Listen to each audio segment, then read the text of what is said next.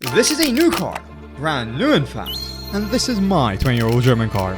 It's far up status, that's for sure. That's a whole ass grandma right there. But what if I told you, my 20-year-old car that seems to need maintenance every 3 minutes is somehow more capable?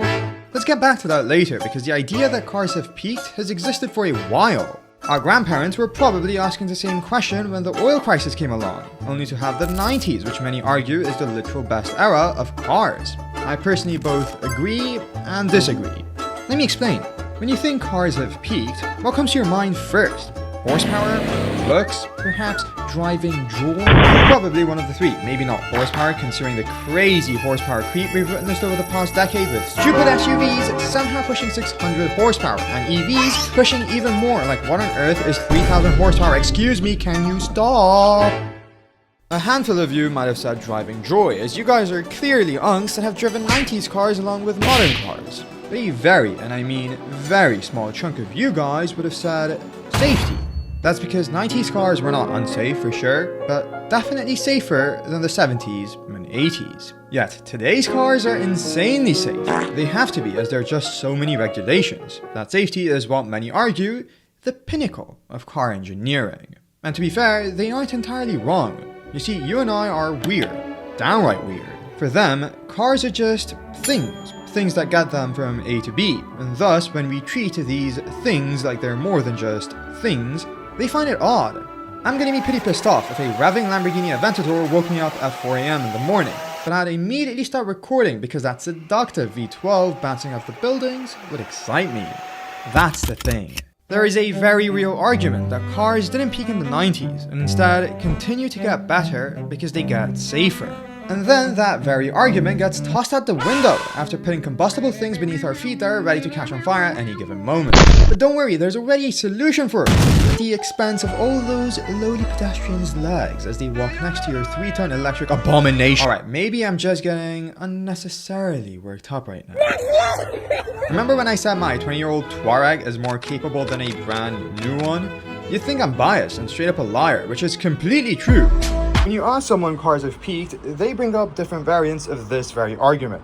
And that is the two sides to this story summed up in less than 5 seconds. Both of these cars are VW Touaregs, yet they have vastly different abilities. The cheapest new Touareg has a 250 horsepower 2-liter 4-cylinder, whereas mine has a 3.2-liter V6 with 240 horsepower. With time, horsepower in cars increases just like the baldness on your head, and that's what time does. But what if I told you certain things have not increased? Example, the new car has all of the bells and whistles that will put mine to shame, yet its ground clearance stands at 180 millimeters compared to the grandma's 211. Stop. That is something very interesting. VW didn't lose the ability to give it more ground clearance. They chose not to, because there was no demand for it from the masses who bought the car. Instead, people wanted SUVs that didn't do SUV things, and thus you got this and the crossovers, which just takes me off. I don't want to talk about them. It could just be that cars have indeed peaked, not just because car brands can't make better cars now, but because the masses who buy these cars and drive sales figures don't care about what makes those cars so peak.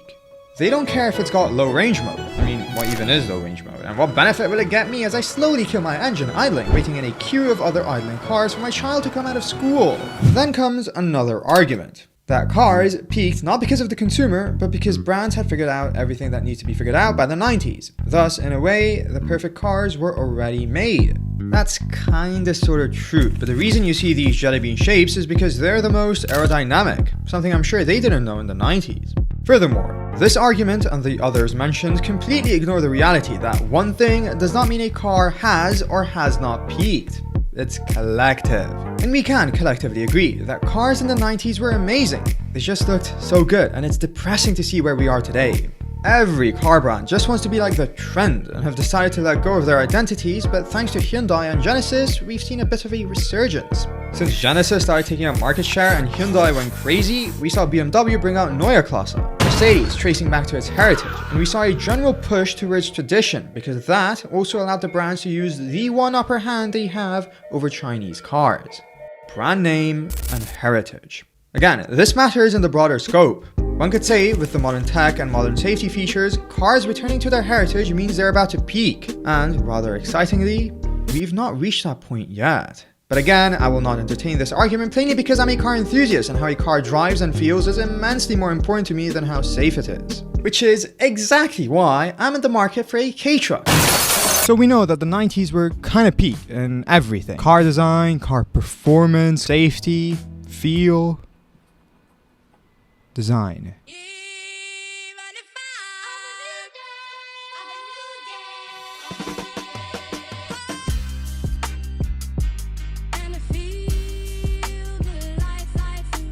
Beauty to the eye is subjective, but if you think these are ugly, then fine God. The peak of car design was by far and away the 60s in my opinion. You had the Ferrari 250 GTO, the 240Z, the Alpine A110, the Giulia, the 33 Stradale, the DB5, the E-Type, the GT40, the Miura. None of these can be considered ugly.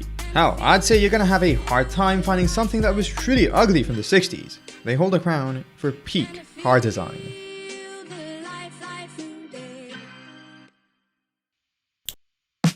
So, 60s equals peak car design, 70s equals peak car depression, 80s equals peak car resurrection, 90s equals peak car in general, 2000s equals peak car build quality, 2010s equals peak car safety, 2020s equals peak car emissions. What on earth can we go by for the 2020s? More safety?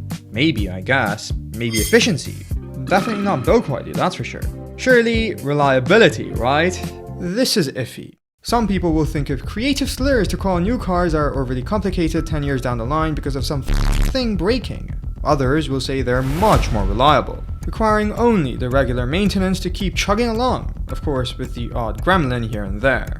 I'm actually in the middle here because yeah, cars are better now in terms of reliability, but they're also more complicated, and when those complex electronic systems break, like the radar-guided cruise control, electric handles, or even the screen that controls most of the car, good luck, buddy. But I have to come clean here. If I didn't touch on the topic of safety legislation and changes in car emissions regulations, it would only seem as if I'm pushing an agenda.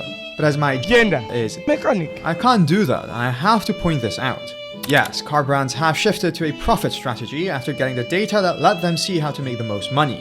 Yes, consumers do not care about loud colors, exhausts, or cars that drive amazingly. They need something that fulfills their needs.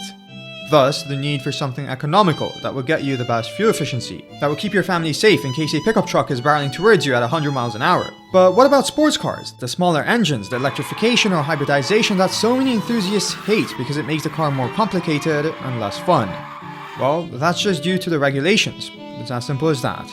Perhaps the emission standards that have been put in place are the reason cars are not as peak as they used to be.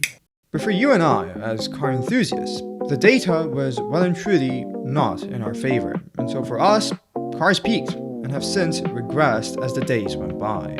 So what can you and I do about it? Nothing. Everything. Learn to fix your own cars. Learn about your car. Buy something with character. Buy something that truly represents you.